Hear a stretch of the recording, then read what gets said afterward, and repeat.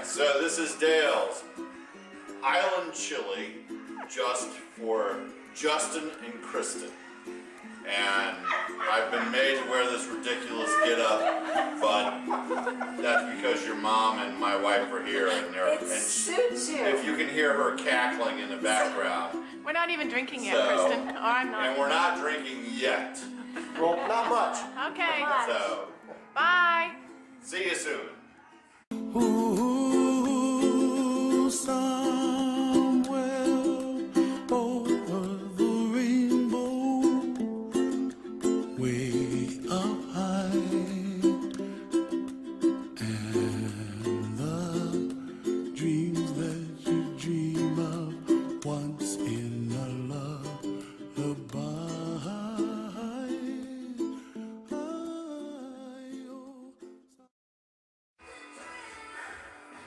Alright, so this is how to make Dale's chili. Basically, I'm going to start with 1.25 pounds of ground beef. I have over here, just not got it quite going yet, a little early still. Then you can see in the mini food processor is a medium to large size onion and about 1.5 tablespoons of jalapenos. So the first step that we're going to do is ground the beef, and from there we add a large can of tomato sauce, which is 29 ounces, followed by an equally large can of 28 ounces of I use Bush baked beans. And then there's some pineapple that we'll be adding to it later on, maybe 2 teaspoonfuls, and amongst the other ingredients will be chili powder, black pepper, onion powder, and a little garlic salt to balance it out. And as we swing around here, I will also add almost about 3/4 of that longboard surfboard to thin it out to your desire. Just a little bit of mustard, and I add a little bit of barbecue sauce. I like the Jack Daniels, but it's up to you. Whatever you like, you're free to add. And there'll be some more ingredients along the way. So I'm going to get started.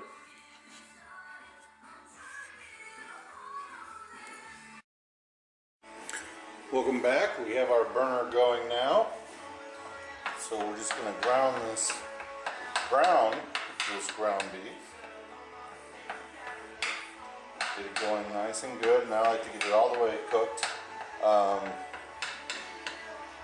Ms. Chris likes me to have 93% lean ground beef, so I don't drain any of the fat off. And even if I was taking it down to the 80% level, I probably wouldn't drain any of the ground beef. I think it gives it a little bit of extra flavor, a little kick, but Miss Chris won't let me do that, so I have to work with what I have. So we're gonna just brown that up, and when I come back, I will finish this for you, and we'll keep showing you, because a lot of this is done, unfortunately, to taste and sight rather than known quantities. So anyway, we'll be back. Okay, so I've got the beef being ground here, and let me just bring you around. And as you can now see, I've kind of almost pureed the onion and the jalapenos, and I like to do it that way because I think it blends in, and you don't get a big chunk of onion or a big chunk of jalapeno all in one big bite or something of that nature when it gets dispersed out through everything. So that's going to be going in there in just a moment, so we'll see. Okay, so we've got our ground beef all done here, and now I'm going to, and I've knocked the heat down just a little bit from high to about 6. Now I'm going to take my onions and jalapenos and I'm going to add them into this whole thing.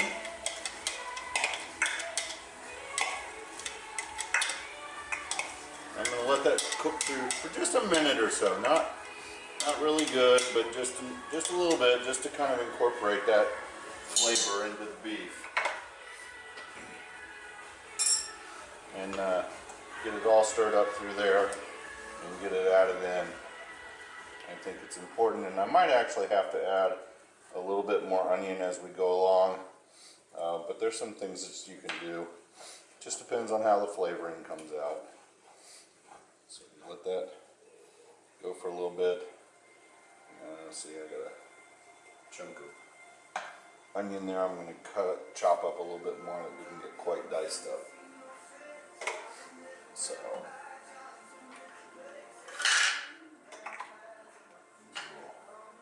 we'll do that real quick. This will go real quick.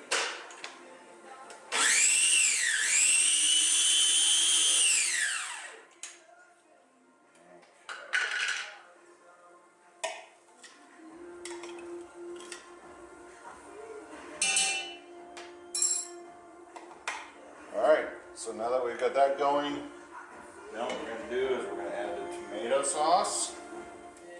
Just right on in there.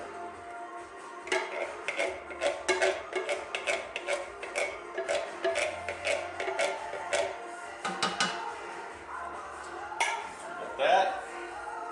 We add the baked beans.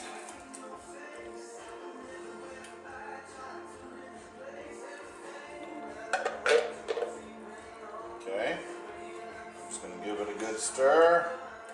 I'm going to knock that heat down now a little bit farther down to about 4. And depending upon what your stove is like, you may need to keep it up. This stove is actually pretty high, so I knock it down a lot. And just get it all stirred up. And this is where my sight starts coming into play. But just so that you can see exactly what we've got going on so far. There's what we've got, and that's kind of the base configuration, so we'll be doctoring from there. So I'll be back in a few minutes. Alright, now this is the part where the experimentation starts to come into play and my eyesight. Basically, I'm going to take chili powder, and over the top of this, I'm going to give it like an even coat. Not extra heavy, but also not. And I take the top off. That's just too hard to do it that way. So basically, what you want to do is you just want to like coat the entire top of this with chili sauce or chili powder. So that you've got nice thick coating on the top, but you know, that's pretty much how it'll be. I'll probably end up having to add a little bit more a little later on. And you stir that in, and now it begins to take on its aroma. That lets me know I'm going in the right direction.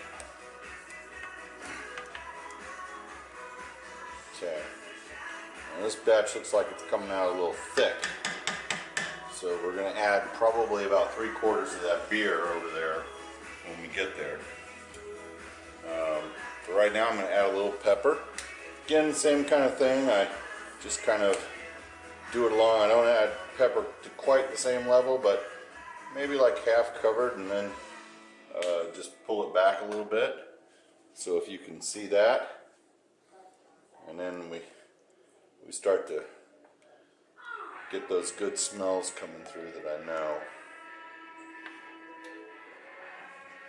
And I've still got the heat pretty much up. And I've got to pop a top here.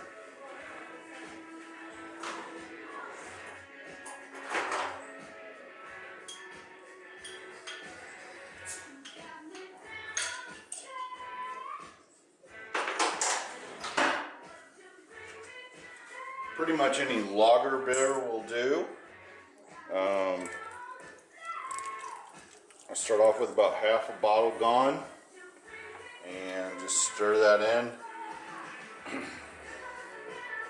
And that thins it out nicely.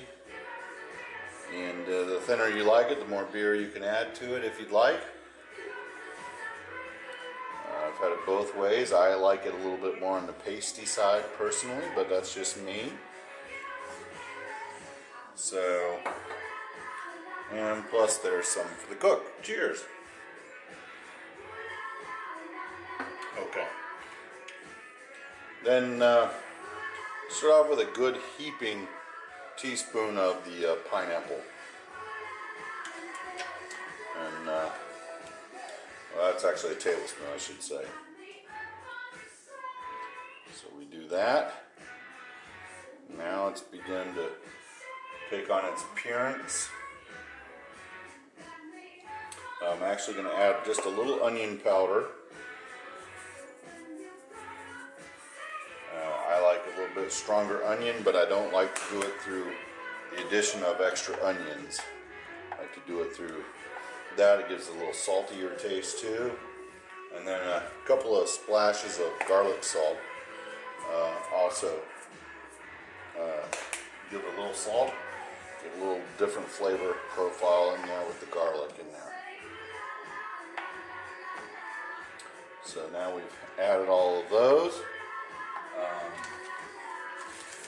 We also need to add brown sugar. Again, I do this kind of to sight, but there's about how much I'm taking you can see to start with. And I think that's probably a okay amount, but I like it a little on the sweeter side, so I add a little bit more.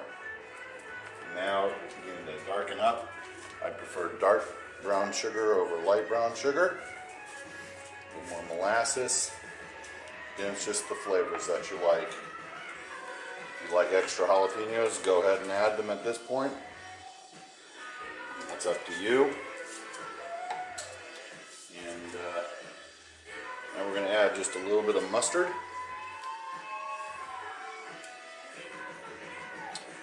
And not much. About maybe just enough to give it just a little bit of flavor from that. And then comes the barbecue sauce, and again, done to sight. Not a whole lot, just enough to give it a hint of smokiness.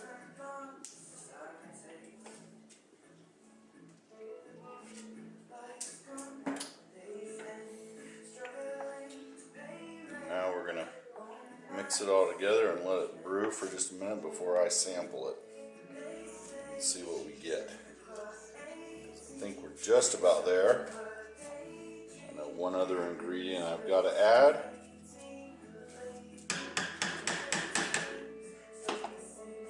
Let that cook for a minute.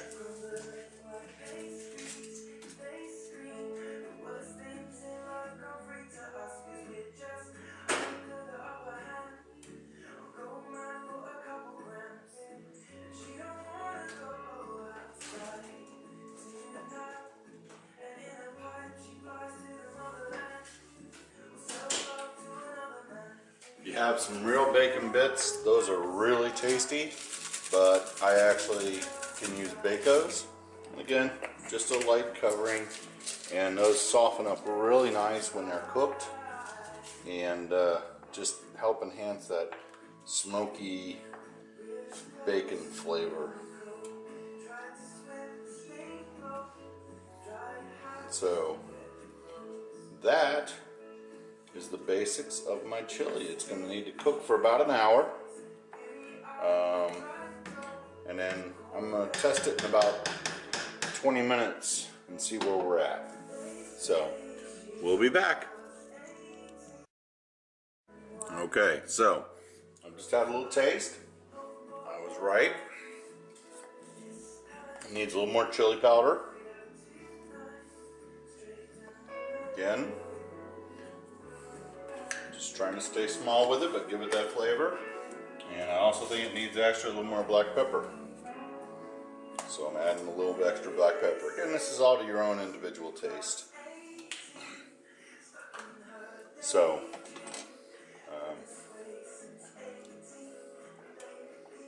I like to actually be able to see the pepper in this when I look inside carefully at the chili as it's cooking. I like to be able to see the pepper in there. That lets me know I've got it just about to my flavoring anyway. Okay. So now we're going to let it cook. And I'll be back. Okay, so now I've let it come to like a low simmer. It's got a low boil on it. And so we're just going to let it keep doing that, but I don't want it boiling or anything of that nature. I don't want it to stick to the bottom of the pot. So we're turning it down, and we're just going to keep stirring it about every 10 minutes or so. And in about another 5 minutes, I'm going to give it another taste test, and we'll see where we come out on the scale of things. So anyway, that's where we're at this point in this process. Alright, so I've just given it another taste. Asked Miss Chris for her opinion of it as well. We both kind of are of the same opinion that it needs a little more kick. So I'm going to do two things. One, I'm going to add a little more pineapple to it, because it's not as sweet as I would like it to be. And we can drop that in there. And then I'm going to look for some jalapenos that have seeds and add half a tablespoon of those, as well as a little bit of the juice.